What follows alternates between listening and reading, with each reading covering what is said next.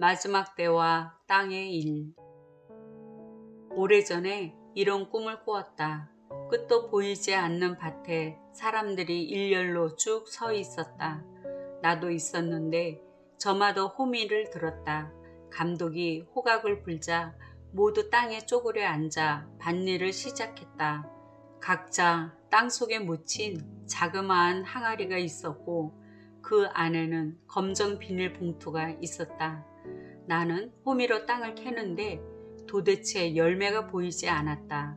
그런데 사람들은 뭔가를 캐서 항아리 속 비닐봉투에 집어넣고 있었다. 그게 뭔지 아무리 보려고 해도 보이질 않았다. 나중에 보니 사람들은 열매가 아니라 흙을 캐서 항아리에 넣고 있었다. 시간이 많이 흘렀지만 누구도 일어나지 않고 열심히 무의미한 동작만 반복하고 있었다. 꿈을 깨고 나서 나는 이것이 땅의 일이라는 것을 알았다. 내가 여러 번 너희에게 말하였거니와 이제도 눈물을 흘리며 말하노니 여러 사람들이 그리스도의 십자가의 원수로 행하느니라. 그들의 마침은 멸망이요 그들의 신은 배요 그 영광은 그들의 부끄러움에 있고 땅의 일을 생각하는 자라. 그러나 우리의 시민권은 하늘에 있는지라.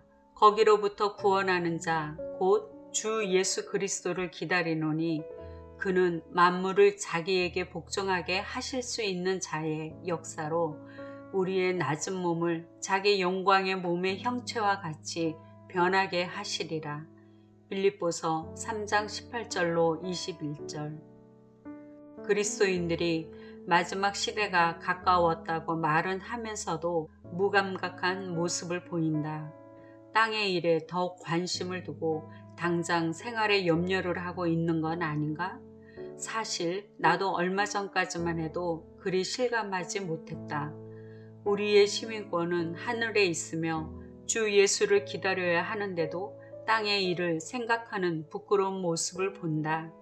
교회에서나 모임에서나 마지막 시대의 준비를 어떻게 해야 할지를 구체적으로 들어본 적이 없을 정도로 사는 것 같아 안타깝다. 그래도 깨어있는 이들이 있어 감사하다. 유튜브 방송이나 인터넷 카페에 올린 글들을 보면서 주의 오실 길을 예비하는 용사들이 있음을 본다. 얼마 전에 바울 영화를 봤다. 관람한 이들이 그때나 지금이나 같은 시대라고 한다. 초대교회의 성도들은 신앙을 지키기 위하여 그들의 목숨을 내놓고 살았다.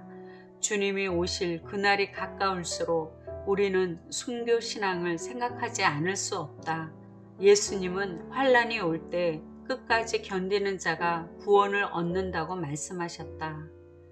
기도하다 말씀을 구했는데 이사야 24장을 주셨다. 마지막 때를 위한 말씀을 구한 것이 아닌데도 이 말씀을 주셔서 놀랐다. 마지막 시대를 대비하고 깨어나라는 뜻으로 받게 된다. 본문 전부를 묵상하기로 권한다.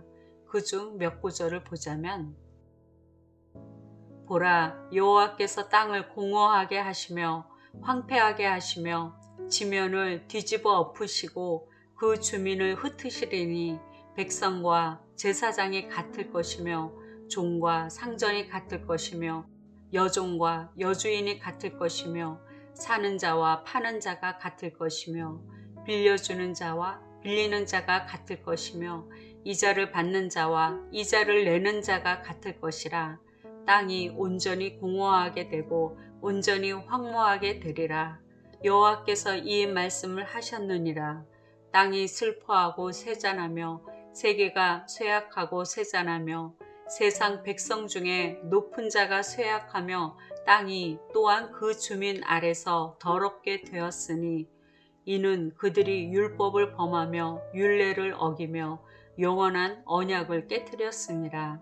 이사야 24장 1절로 5절. 마지막 심판 때에는 땅을 공허하게 하시고 황폐하고 지면을 뒤집어 엎으신다.